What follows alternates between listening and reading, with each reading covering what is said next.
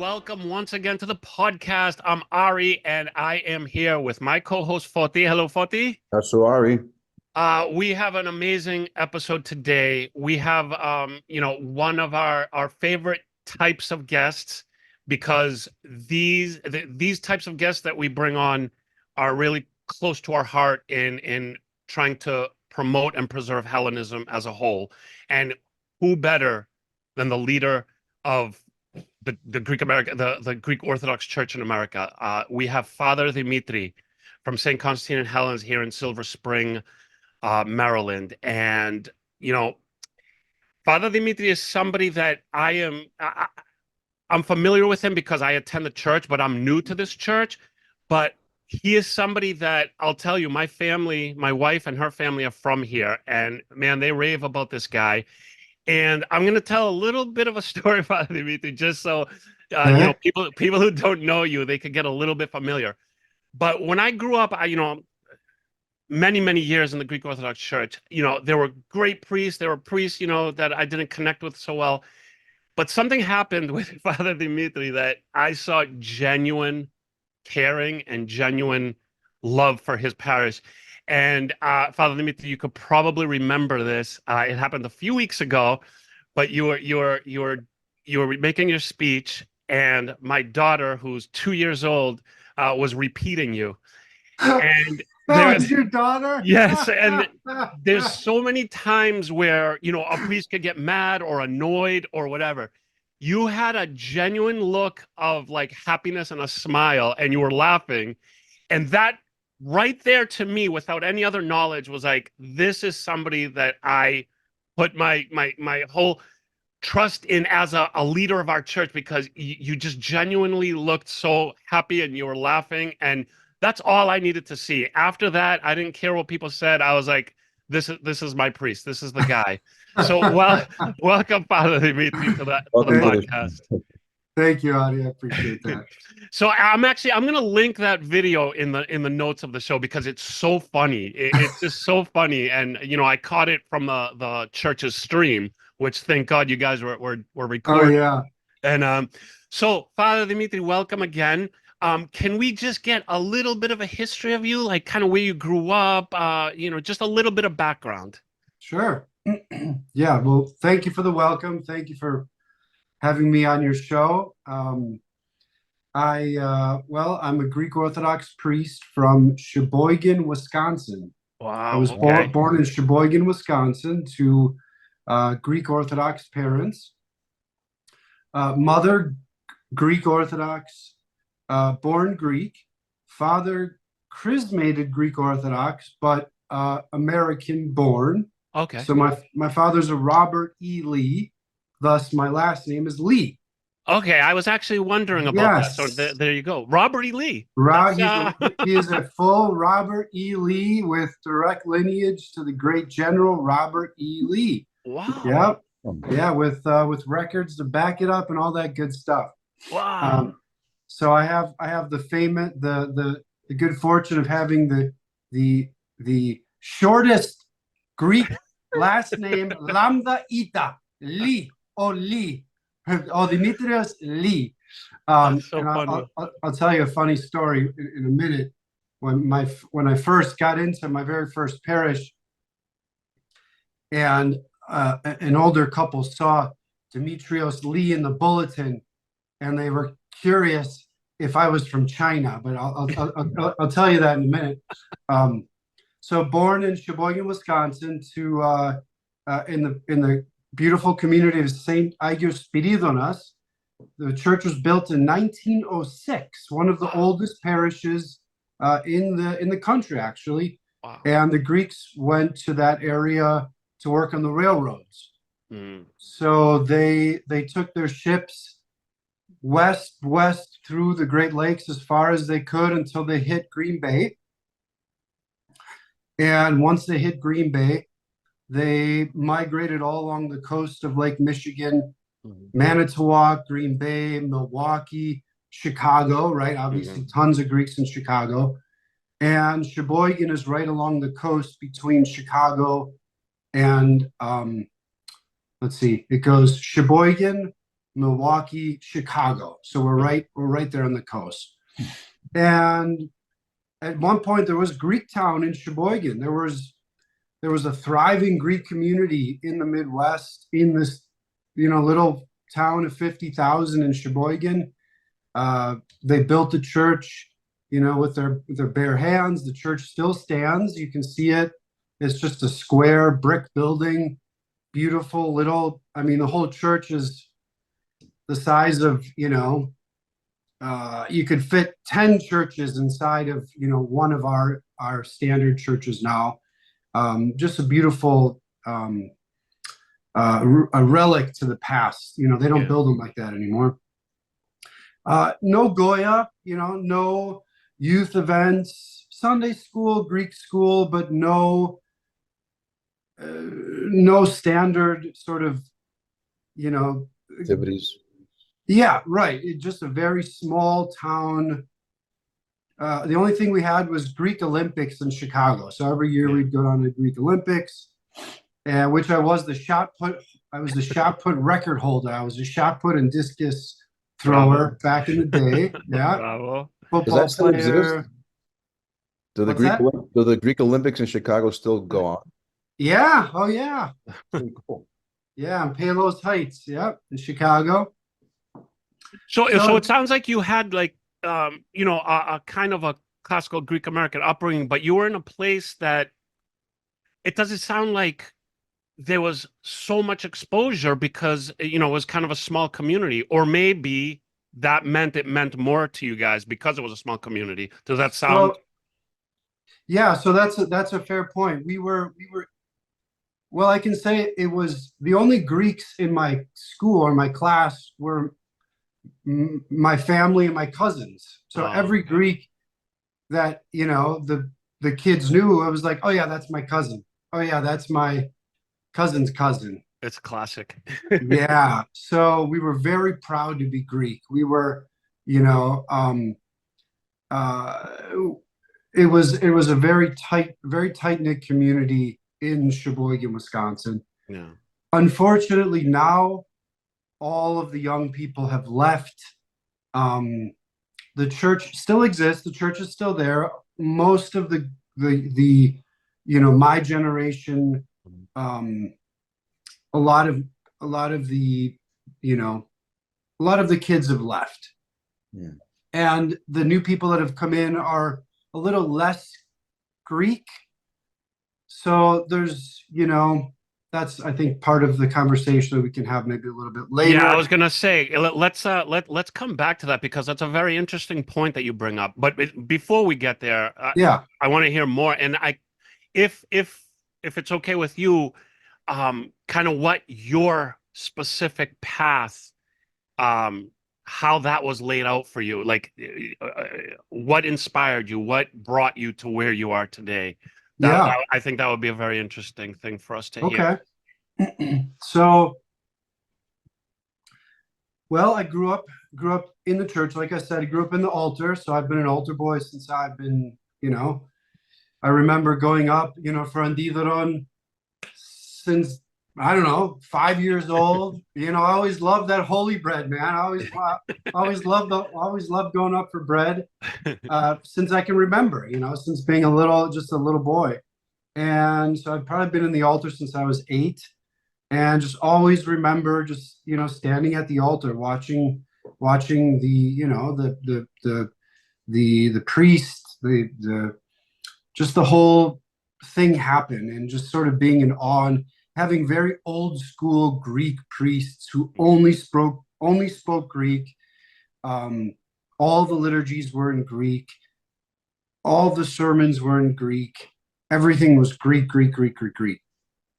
And then we were such a small community that we actually shared a priest. We had Father Peter Papa Dimitriou. He's 95, 96.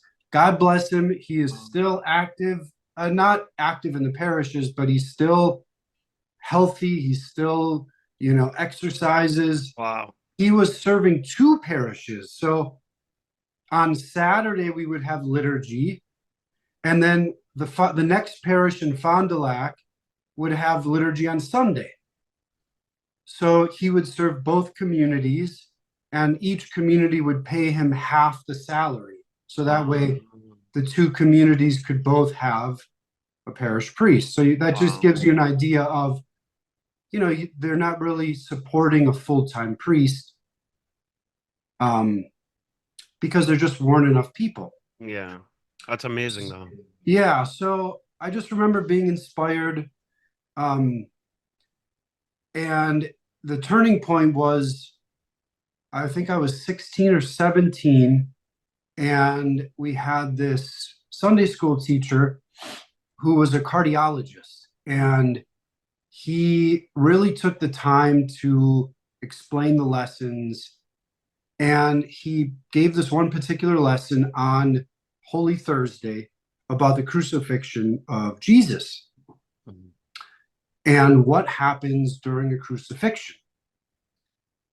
And as a cardiologist, he brought all these diagrams of biologically, right, physiologically, what happens to the human body when someone would go through a torture, a crucifixion, a scourging, a whipping, a hanging from the cross, right? And it was so vivid, Adi. It was so gruesome. It was so, it made it so real. You know, he had diagrams. He had, you know, he explained it from a medical perspective of what happens. How does it feel? How does a human suffer? And I'll never forget, I walked into the church after that particular lesson, and I walk into the church and I see the Stavro, you know, on the altar, and I start weeping. And I say, my God, what have you done?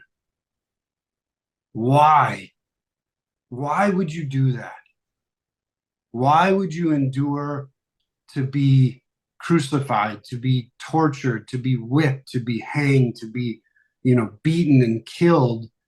And it was like that moment that it was a turning point. And from that moment on, it was like, it became real, and it became this like quest of learning and digging and seeking and trying to understand and trying to uncover.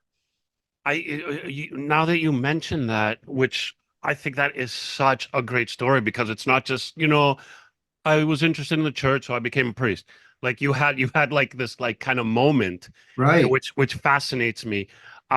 But it's also, it tells me how important, you know, the people in your life are that kind of can affect you like that. Like this Sunday school teacher. I mean, he did a great job as a Sunday school teacher, you know, it sounds like, and he affected you. I mean, we need people like that. And that's, again, as I said before, why, you know, we love having guests such as yourself, because you are basically somebody that can do that, and you can do that many times over. And, you know, I said that little story with my daughter or whatever, but like those are things that, you know, I remember. Those are things that a little child will remember, that, you know, that could affect them in a positive light. And that's why, you know, I think it's so great what you do, and the personality behind doing it. And, you know, somebody who affects you, you know, kind of like led your life in one path, and that's an amazing story. And, you know, I can guarantee that there'll be many people in the future that will talk about you in that vein. I believe it. Well, that's, you know, I sincerely believe, Adi, that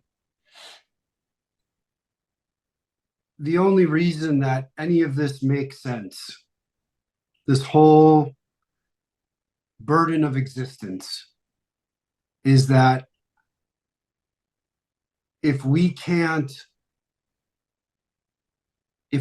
shoulder the burden and shed light, right, and make someone else's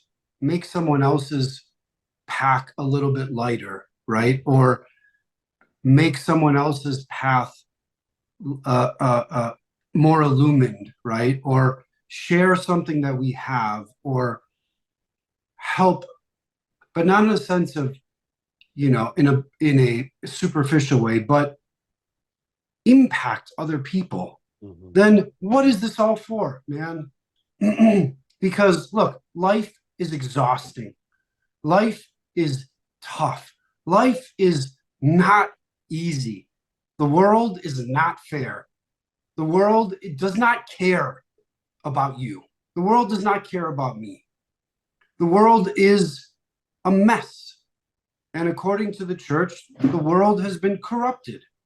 The world has been turned upside down, flipped inside out, and it's going to chew us up and spit us out. And, Jesus himself said, I'm sending you out as sheep amongst the wolves. And if we don't stick together, right? If we don't band together and say, look, we got this, right? We're gonna help each other out as brothers and sisters in Christ. We're going to, carry each other's cross, right? When you can't carry your cross, I'm gonna pitch in. When you can't take another step further, I'm gonna push you to take that extra step further. Because what we typically see is, I'm gonna step on your foot and make you stumble so I look better. Right? I'm going to take advantage of you for my own benefit. That's the way of the world. And that's what people are used to. And the message of Christ, the message of the church is no.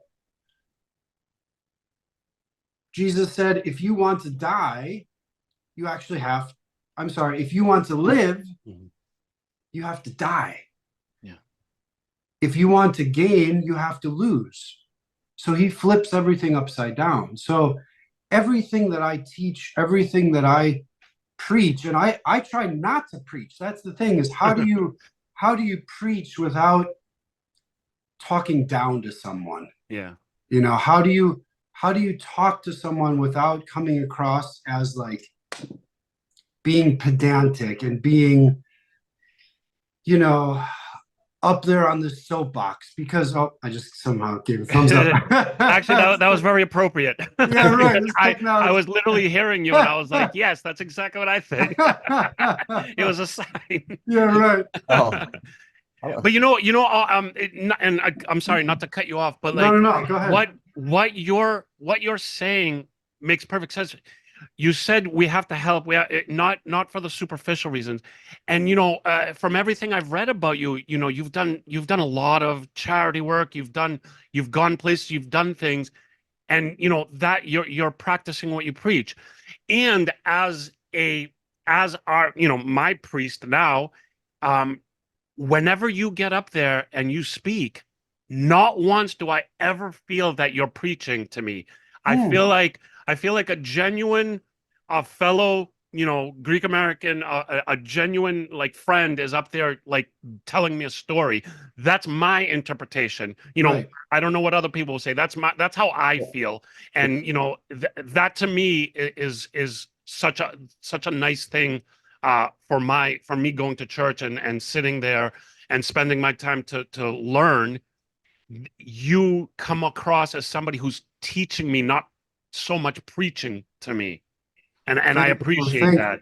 Thank you. That means then that I'm succeeding in a certain way, because once people feel like they're being talked down to and preached at, that doesn't feel good. That doesn't look. People will only take that for so long, and then they're going to go somewhere else, and they're going to say, you know what? I get talked down to everywhere that I go. Every church that I go to, the priest, makes me feel bad about myself, puts on this guilt trip, puts on this holier than thou BS. And you know what? It's so tired. It's so done. People don't need that. And that's not what Christ, I always ask myself, if Jesus walked in the front door right now of any church, what would he say? What would he say? Bravo? Or, hey, you guys missed the mark, right? Amartia. right? The archery term for sin, to miss the mark, amartano. To miss the mark is to sin. Is Jesus going to say, spot on, you hit the target? Or, boy, are you guys off? This is not what I was talking about. So if we don't ask ourselves that question, what was Jesus actually teaching, preaching, living, breathing, right? Who is this person, Jesus? What was he doing? What was he all about? And sometimes we forget that. Mhm. Dimitrios, Today more than ever, I think. Sorry, Foti, go ahead. yeah, I just wanted to add to Ari's point about him feeling connected at your services, because I think that's a big topic in our current state Oh, of yeah. members, right? Is that we want to participate and attend, but there's something missing. There's the connection and the acceptance from the priesthood. And I'm not pointing fingers at anybody. I'm just speaking generally that for someone like yourself to connect with Ari, and Ari represents of what's happened in our generation today, that speaks louder than anyone's background knowledge, the ability that you have this magic to connect with people. I think is where it truly lies more in value today.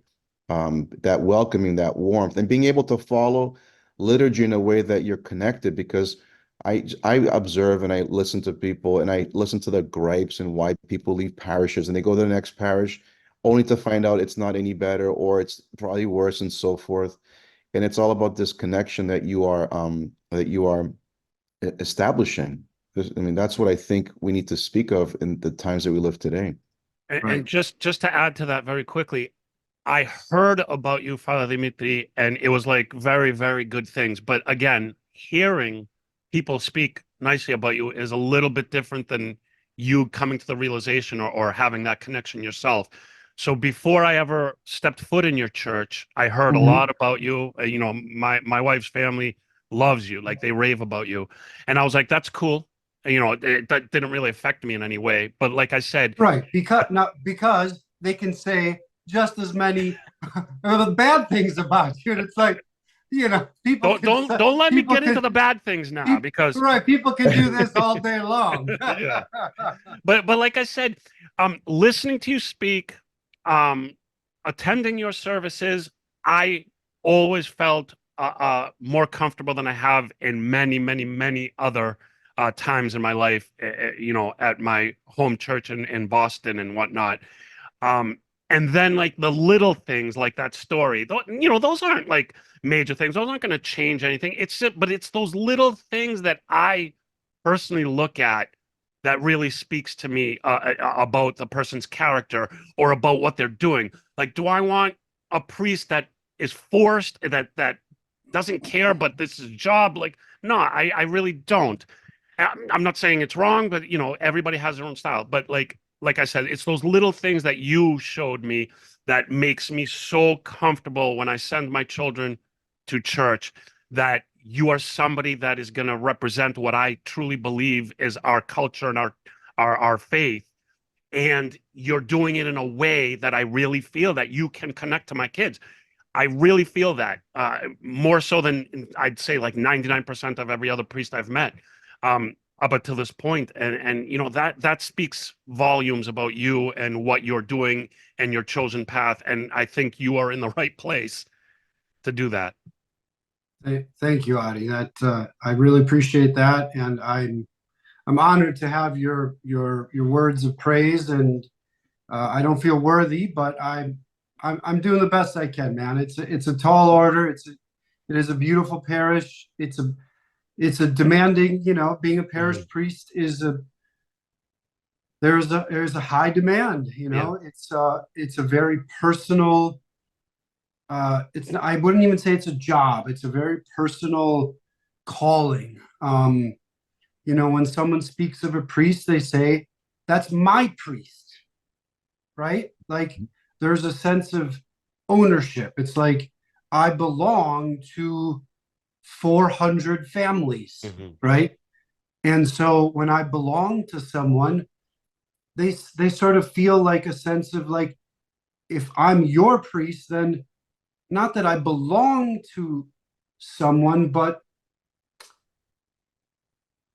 there's a connection. And when there's a connection, then I'm going to be there when someone is at their highest and their lowest moments, right? When they're burying their parents, when they're burying their deceased, when they're marrying, when they're baptizing, when they're, celebrating those greatest moments, but also when they're sick, when they're dying, when they're, when they're giving up, or when they're, in those weak, terrible moments, like, they still call the priest. And sometimes I wonder, like, boy, if I was the priest in the Choryo, what was life like as the priest in the Choryo, the Greek village 100 years ago?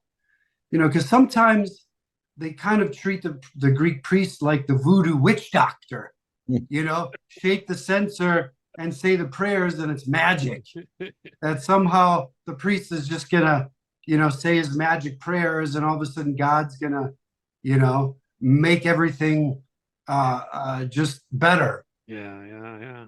And that's not really how prayers work, but you know what, Father Dimitri, for the first time, you really made me like see that pressure that you guys must. I mean, if I go to church and I have to like shake hands and say hello to like 3 or 4 people, I'm like, oh my God, I'm so like tired, or I'm not in the mood, or like, and then you were saying like you belong to like all these families, and through their worst, through their best, that just showed me a pressure that like right now I'm getting anxiety just thinking about it.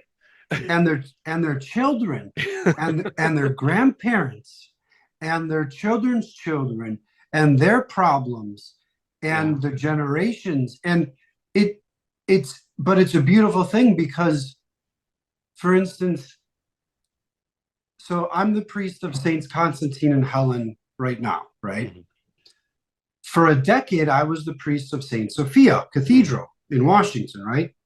Well, in 2010, we started doing joint retreats between St. Sophia and St. Connie's for our Goya, where we would get our teens together and our young people to have joint youth retreats of the St. Connie's and the St. Goya, and St. Sophia and St. Connie's, to get together twice a year to have all of our kids come together.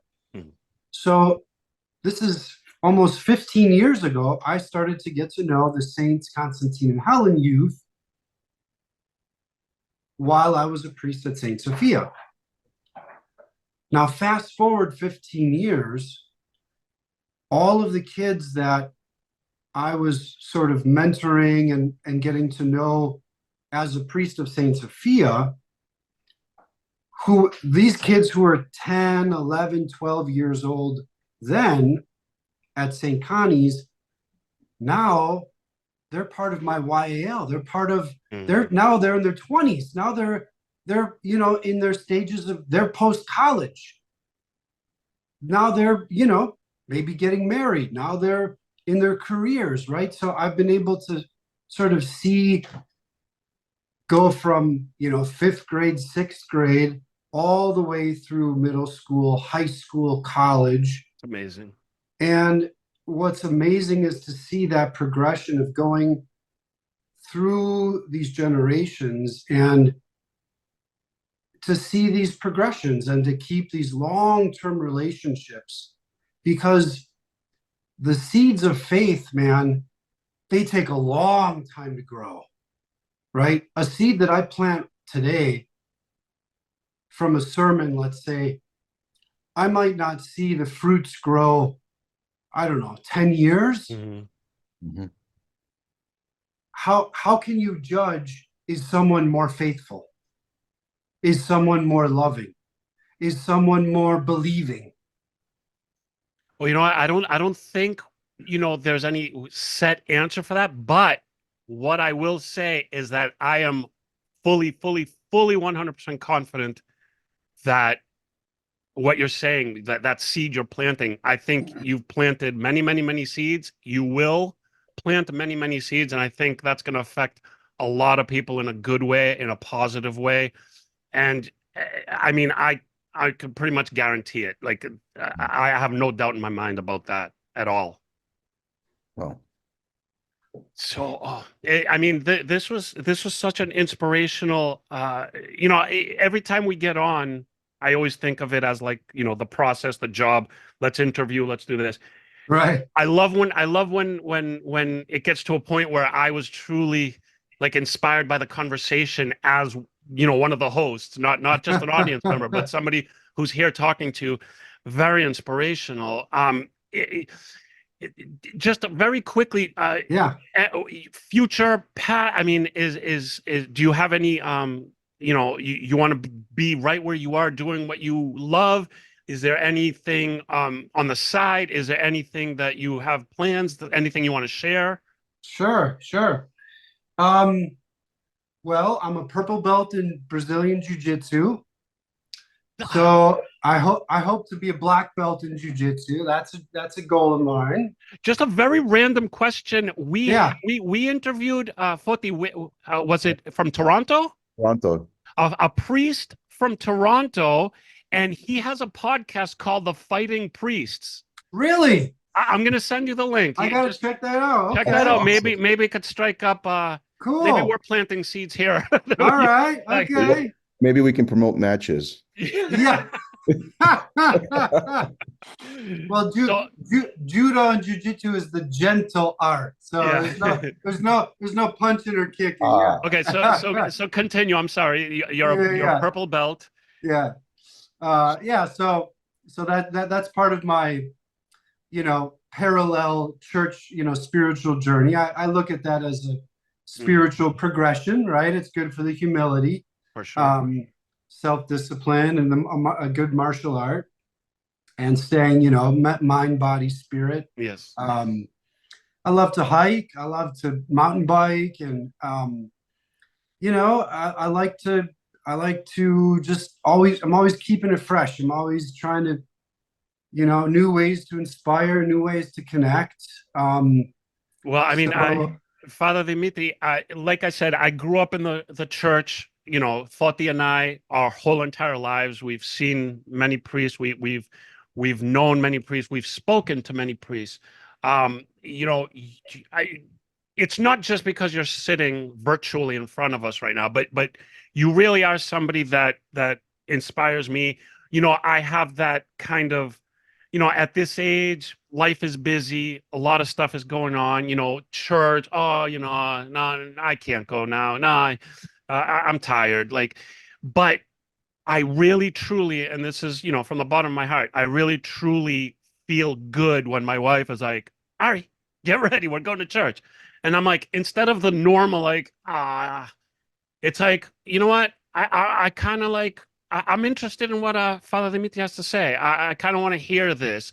Like, it gives me like this kind of like safe place, kind of like happiness that I kind of haven't felt in a while. So, like I said before, I really do think your chosen field, where you are right now, is the right place for you, because that's how I feel, and I'm sure I'm not the only one. So, I mean, I know my wife's family feels the same exact way. I think my sisters are going to come down from Boston for Easter, so they're going to get to great. kind of, no pressure, you know, don't feel any pressure, but you I'll be know, on my A game. you have to impress my sisters. But Okay, all right. but yeah, so I think fate, God, everything led you to where you should be, and we're very happy for it. Thank you, my brother. I'm blessed, and God is a sense of humor for sure. If God doesn't have a sense of humor, then we're all doomed. Yeah. Good point. So I mean, yeah, just I believe I am an imperfect tool in a set of God's perfect hands. So that's all I'm doing, brother. Bravo, bravo, bravo. I just want to say, this is your busy time. I know you have so much going on. We appreciate so much for you to take the time to be with us. We hope everybody watching and listening, you were as inspired as we were, because, this was such a great, it was great for me in a sense that, we do a podcast for Hellenism, and who better to talk to? But it's also great for me because, whenever I have any questions or issues, or, I just don't feel it, I want to feel it. And it's these types of conversations that get me feeling again, that connect me. And I'm like, you know what? I'm happy we're doing this. I'm happy we have people like Father Dimitri that are part of our collective as Greek Americans and the Greek Orthodox faith. We appreciate you, Father Dimitri. Thank you so much again. Father Dimitri.